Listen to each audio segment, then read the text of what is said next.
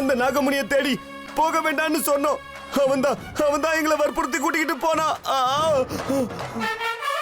அப்பாவையும் அம்மாவையும் கொன்னது கூட அவன்தான். எவ்வளவு சுலபமா சொல்லிட்ட, விட்டுடுன்னு. உன்னைக்கும் என் அப்பா அம்மாவை இதே மாதிரி தானே எல்லாருமா சேர்ந்து கொன்னீங்க.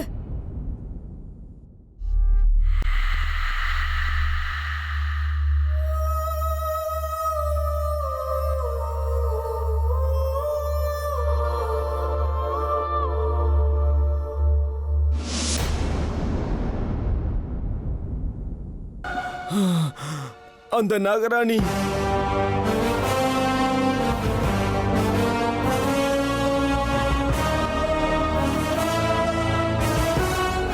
சொல்லு ரமேஷ், அந்த நாகராணி யாரு? பாக்க எப்படி இருப்பா? அமிர்தா,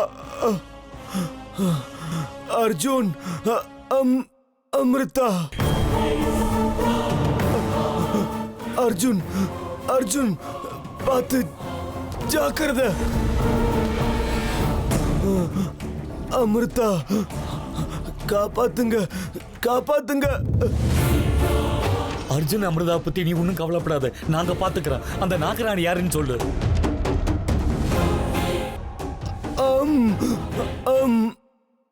மா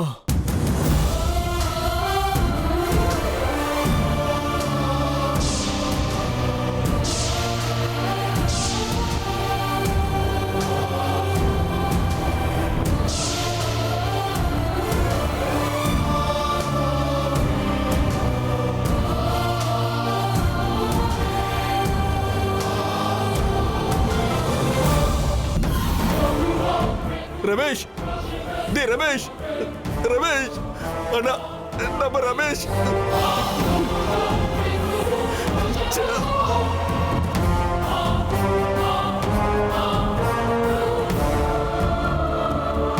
ருத்ரா, ரமேஷ் போயிட்டானா? முடிஞ்சது, அவ்வளவுதான். ஏண்டா இந்த இடத்துக்கு வந்த முட்டாள். அண்ணா, நம்ம ரமேஷ் தான்.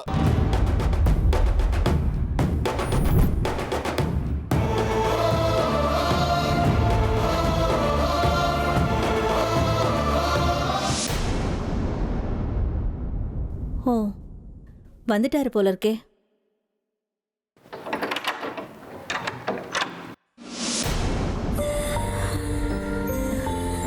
அமிர்தா, நீயா?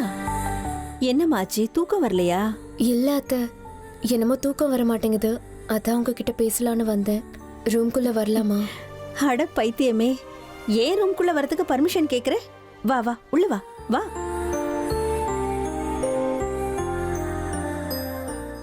அத்தை, மாமா எங்க? உங்க மாமாவை கேக்குறியா? ஏதோ வேலை இருக்குன்னு வெளியில கிளம்பி போயிருக்காரு. இன்னும் வரலம்மா. அமிர்தா, இன்னைக்கு இங்கேயே படுத்துக்கையே. எங்கேயா? பரவாயில்லையா? உங்களுக்கு ஒன்றும் தொந்தரவு இருக்காதே? ஏன் மருமக ஏ ரூம்ல தூங்குறதுல எனக்கு என்னமா தொந்தரவு? ஆனா என் புள்ள அர்ஜுன் தான் ஒருவேளை கஷ்டப்பட்டாலும் படுவான். போங்க அத்தை, அப்படிலாம் ஒன்றும் இல்லை. வா இங்க, வா உட்காரு. அது சரி, நீ பாட்டுக்கு அர்ஜுனை தனியா விட்டுட்டு வந்துட்ட, என்னாச்சு? ஏதாவது சண்டையா உங்களுக்குள்ள? இல்லையே, அப்படியெல்லாம் எதுவும் இல்லை. அப்புறம் வேற என்ன? அது வந்து, ஓஹோ, எனக்கு புரிஞ்சு போச்சு. அது சரி, என் பிள்ளைகிட்ட சொல்லிட்டு தானே வந்திருக்க. அப்புறம் தேவையில்லாம என் புள்ள ஏன் மேல கோச்சுக்க போறாமா? இல்லை அத்தை, சொல்லிட்டு தான் வந்தேன். நீங்க ஒன்றும் கவலைப்படாதீங்க. அமிர்தா, உனக்கு இந்த வீட்ல ஏதாவது கஷ்டம் இருந்தா, உன்னை யாராவது ஏதாவது சொன்னாங்கன்னா அத நீ என்கிட்ட வந்து சொல்லுமா. நான் உனக்கு அத்தை இல்ல, உன்னோட அம்மான்னு நினைச்சுக்கோ. சரிங்க அத்தை. இங்க பாரு, பாட்டி தான் இந்த வீட்டுக்கு பெரியவங்க. அவங்க ஒருவேளை அப்படி இப்படின்னு ஏதாவது ஒரு வார்த்தை சொல்லிட்டாங்கன்னா அதை நீ பெருசா எடுத்துக்காதம்மா. ஐயோ அத்தை, அதையெல்லாம் நான் எப்பவோ மறந்துட்டேன். இதானேம்மா நல்ல பொண்ணு கழகு. அதுக்காக தானே என் பிள்ளை உன்கிட்ட விழுந்தா. ம்? அமிர்தா, பார்க்க மகாலட்சுமி மாதிரி இருக்கேம்மா. என் கண்ணை பட்டுடும் போல இருக்கு. இரு, உனக்கு திருஷ்டி கழிக்கிறேன். ம். அது சரி, இன்னும் 3 நாளைக்கு என் புள்ள உன்னை விட்டுட்டு எப்படி இருக்க போறான்?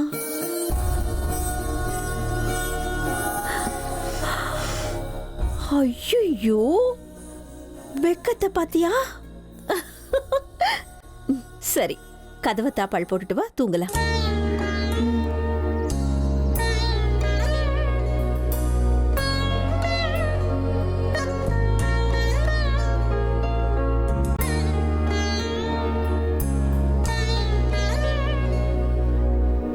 வாமா, படுத்துக்கோ.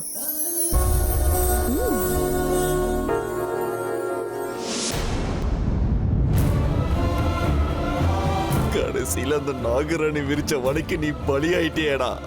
நான் பாருடா இவன. கல்யாண வீட்டுல எவ்வளவு சந்தோஷமா ஓடி ஆடி வேலை செஞ்சா. இப்ப என்னடா நம்ம முன்னாடியே புடமா கிடக்குறானே. வேண்டாம் வேண்டாம் எவ்வளவோ சொன்னோம். எங்க பேச்ச கேட்காம வீட்டை விட்டு வெளியே வந்து உயிரை பலி கொடுத்துட்டியா ரமேஷ். ஆனா எது நடக்க கூடாதுன்னு பயந்துட்டே இருந்தோமோ அது நடந்துருச்சுன்னா. பாருடா, நம்ம ரமேஷ பாருடா. அண்ணா ஞாபகம் இருக்கா? இதே இடத்துல தானே அன்னைக்கு அந்த நாகராணியை கொன்னோம்.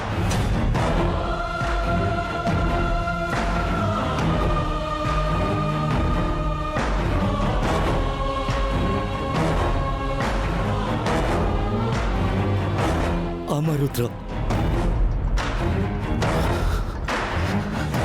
இன்னைக்கு அதே இடத்துல அந்த நாகராணி நம்ம ரமேஷ கொன்னு இருக்கானா பாருனா. அப்படின்னா அந்த நாகராணிக்கு எல்லாமே தெரிஞ்சிருக்குன்னா நாம என்னெல்லாம் செஞ்சிருக்கோன்னு எல்லாமே அவளுக்கு தெரிஞ்சிருக்க. ஆமா ருத்ரா, அவ சாதாரணமானவ கிடையாது. இனிமே நாம ரொம்ப எச்சரிக்கையா இருக்கணும்டா. என்ன ஆனாலும் அவ வலையில நம்ம விழவே கூடாது.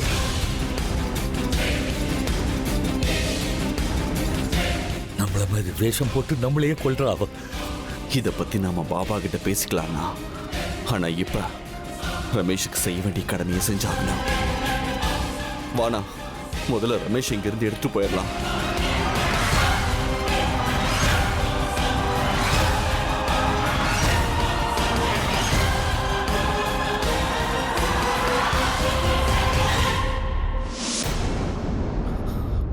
அண்ணா ஒரு நிமிஷம்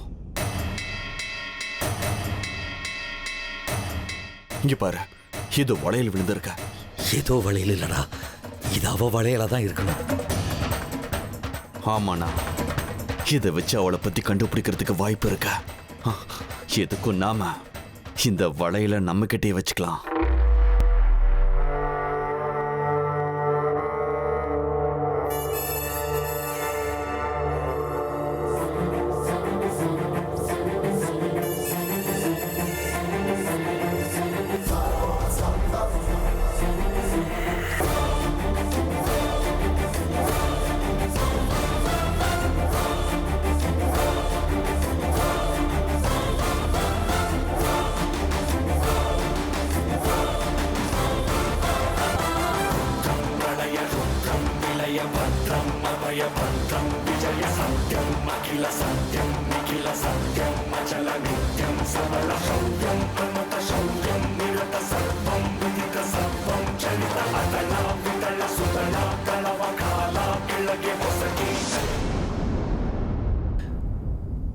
ருத்ரா, என்னானாலும் சரி இந்த விஷயம் வீட்டில் யாருக்கும் தெரியக்கூடாது. நாகராணியால தான் ரமேஷ் சத்தாங்கிற விஷயம் வீட்டில் தெரிஞ்சா வீட்டுல பெரிய பிரளயமே ஏற்பட்டுடும். என்ன பண்றது? எதையாவது சொல்லி மேனேஜ் பண்ணிக்கலாம்.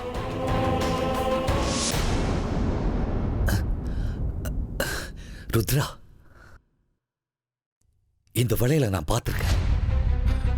நீ என்ன சொல்றன்னா? ஆமா ருத்ரா, இந்த வளையல நான் எங்கேயோ ரொம்ப பக்கத்துல இருந்து பார்த்திருக்கேன்னு நினைக்கிறேன். அப்படியா? எங்க பார்த்த? கொஞ்சம் ஞாபகப்படுத்தி சொல்லு. ஐயோ, சட்டுன்னு எங்க பார்த்தேன்னு ஞாபகம் வரல ருத்ரா. ஆனா ஒண்ணு மட்டும் நிச்சயம்டா, இந்த வளையல வச்சுக்கிட்டு அந்த நாகராணி யாரு என்னன்னு நம்ம கண்டுபிடிச்சு ஆகணும். இனிமே எந்த காரணத்தை கொண்டு அவன் நம்ம கிட்ட இருந்து தப்பிச்சு போக விடக்கூடாது.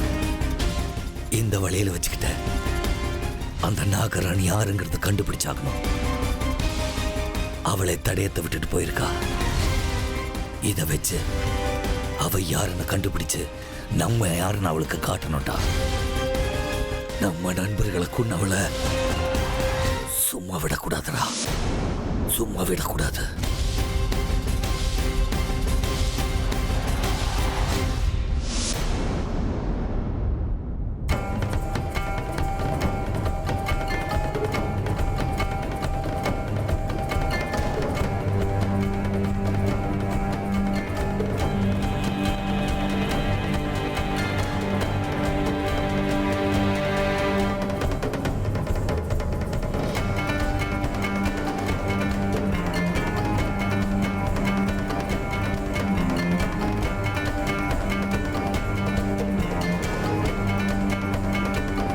விஷ்ணுவும் ருத்ராவும் ராத்திரி போனவங்க விடிஞ்சு இவ்வளவு நேரமாகியும் வரலையே.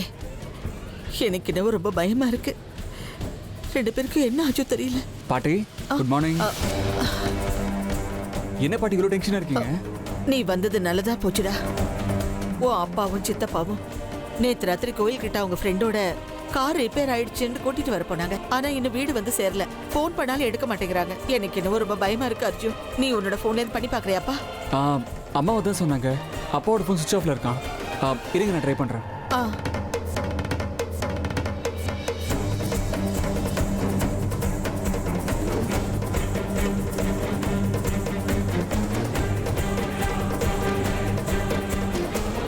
இல்ல பாட்டி, ஃபோன் இன்னும் சுவிட்ச் ஆஃப்ல தான் இருக்கு. ஐயோ கடவுளே, இவங்க ரெண்டு பேரும் எங்க போனாங்க, என்னாச்சுன்னு எப்படி நான் தெரிஞ்சுக்கிறது? சரி வாங்க பாட்டி, அந்த கோவில் எங்க இருக்குன்னு உங்களுக்கு தெரியும்ல, ரெண்டு பேரும் போய் பார்த்துட்டு வரலாம். வேண்டாம் அர்ஜுன், நீ வீட்டை விட்டு எங்கேயும் வெளியே போக வேண்டாம். இன்னும் கொஞ்ச நேரம் வெயிட் பண்ணி பார்க்கலாம்.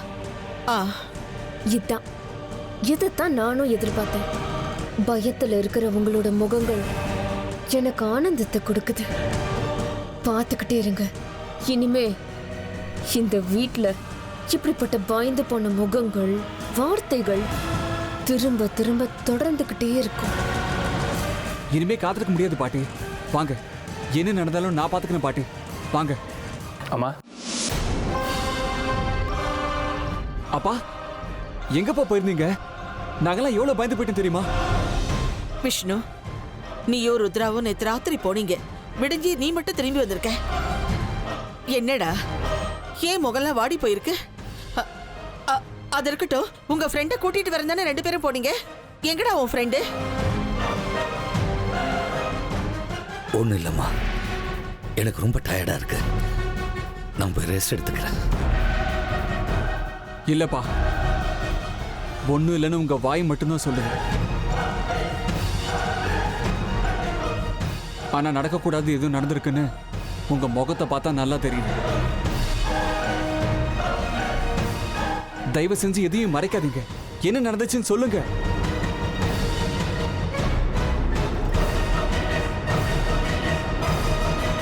அம்மா, அது நம்ம ரமேஷ் செத்துட்டாமா.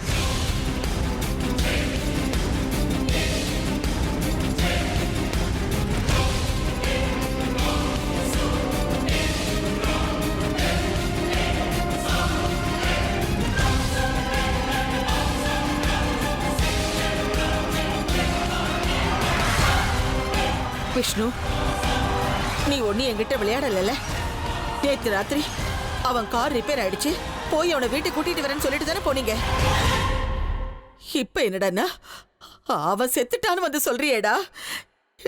என்னடா இதெல்லாம்? ராத்திரி ரமேஷ் கார் ஆக்சிடென்ட் ஆயிடுச்சாமா.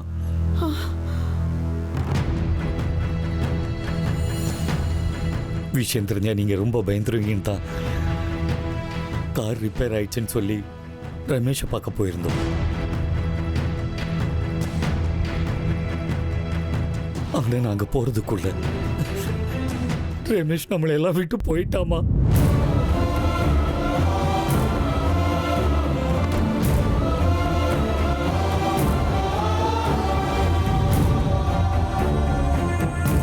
அப்பா மனசை தேத்திக்கோங்கப்பா. ரமேஷ் அங்கிளுக்கு இப்படி நடந்திருக்க கூடாது. தயவு செஞ்சு மனசை தேத்திக்கோங்கப்பா. வாங்க உள்ள போலாம்.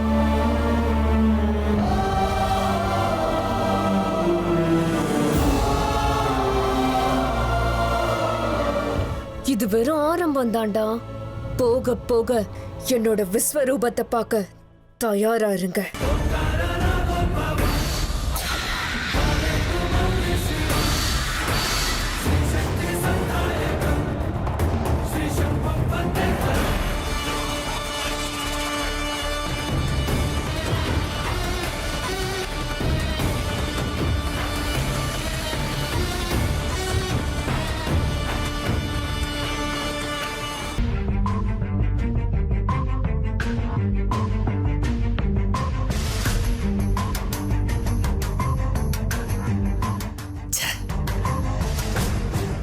இதெல்லாம் கெட்ட கனவா இருக்க கூடாது.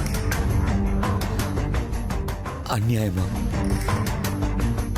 ரமேஷ் எல்லாரையும் விட்டு போயிட்டானு இல்ல, அந்த நாகராணி அம்மா வேஷத்துல வந்து அவனை கூட்டிட்டு போயிருக்காள. இதெல்லாம் எப்படி நடக்கும்? எல்லாரும் வீட்டுல தான் இருந்தோம். எங்க யாருக்குமே தெரியாம அது எப்படி கூட்டிட்டு போவா?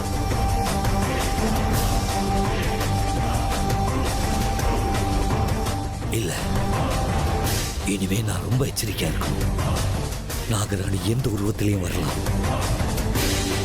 இனிமே உடம்பெல்லாம் கண்ணா இருக்கணும்.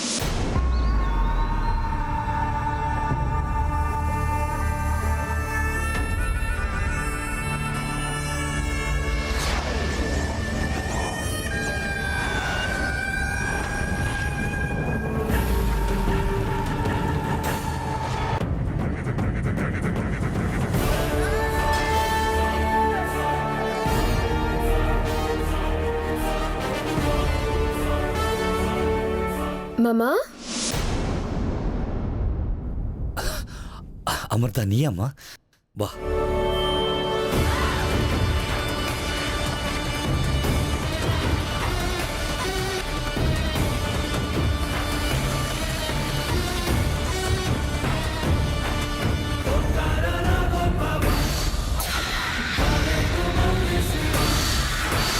விஷயம் கேள்விப்பட்டேன். ரொம்ப வருத்தமா இருக்கு மாமா. பாவம் ரமேஷ் அங்கிள் எங்க கல்யாணத்துல எவ்வளவு கலகலன்னு இருந்தாரு. பெருசா ஒன்னும் வயசாயிடல, அதுக்குள்ள இப்படி ஆயிடுச்சு. உண்மைதான் அமிர்தா. அவன் எங்களுக்கு ஃப்ரெண்டுங்கிறத விட இந்த குடும்பத்துல ஒருத்தனா இருந்தான். எனக்கு கூட பிறந்த தம்பி இழந்த மாதிரி இருக்குமா? ஆமா மாமா, உங்க வேதனை எனக்கு நல்லா புரியுது. ஆனா எனக்கு ஒரு சந்தேகம். உங்க ஃப்ரெண்ட் ரமேஷ் அங்கிள் சிவன் கோவிலுக்கு போனாருன்னு தான் பாட்டி சொன்னாங்க. ஆனா நீங்க என்னடானா அவருக்கு ஆக்சிடென்ட் ஆகி செத்துட்டாருன்னு சொல்றீங்க. ஆமாமா, ஏன்? அதுல சிவன் கோவிலுக்கு போறவரு ஆக்சிடென்ட் ஆகி சாகிறதுக்கு வாய்ப்பே இல்லையே. என்னம்மா நீ இப்படி சொல்ற? இல்ல, சிவன் கோயிலுக்கு போறவங்களுக்கு ஆக்சிடென்ட் ஆகக்கூடாதுன்னு சட்டம் தான் இருக்கா? அப்படி இல்ல மாமா. ராத்திரி அவர் போனது துர்காபுரத்துல இருக்கிற சிவன் கோவிலுக்குன்னு பாட்டி சொல்லிட்டு இருந்தாங்க. அங்க சுத்தி இருக்கிற பகுதியில வேற கோவில் இருக்கிற மாதிரி தெரியலையே. துர்காபுரத்துல இருக்கிற சிவன் கோவிலை சுத்தி வெறும் காடு தானே இருக்கு.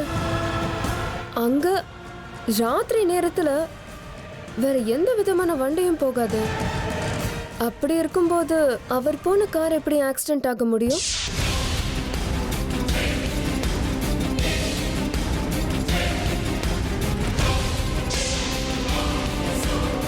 அது வந்து உங்க முகத்துல இருக்கிற பயத்தை பார்க்கும்போது நீங்க ஏதோ ஒரு பெரிய விஷயத்தை என்கிட்ட இருந்து மறைக்கிறீங்கன்னு தோணுது. சொல்லுங்க மாமா, அங்க உண்மையிலேயே என்ன நடந்துச்சு? யாருக்கும் வராத சந்தேகம் இவளுக்கு மட்டும் எப்படி வருது? என்னானாலும் சரி, நடந்த விஷயம் யாருக்கும் தெரியக்கூடாது. சொல்லுங்க மாமா, என்ன யோசிச்சுட்டு இருக்கீங்க? அதெல்லாம் ஒன்றும் இல்லைம்மா. ஆக்சிடென்ட்னா இன்னொரு வண்டி வந்து மோதனாதான் அது ஆக்சிடென்ட்னு அர்த்தம் இல்லை. ரமேஷோட கார்ல பிரேக் ஃபெயிலியர் ஆயிருக்கு. நேர மரத்தில் போய் மோதிட்டான். அவன் கெட்ட நேரம் உயிர் போயிடுச்சு.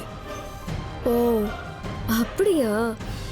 சரிங்க மாமா, நான் உள்ள போறேன். சீக்கிரம் சாப்பிட வாங்க, பாட்டி அத்தை எல்லாம் காத்துட்டு இருக்காங்க. சரிம்மா, நீ உள்ள போனா வரேன்.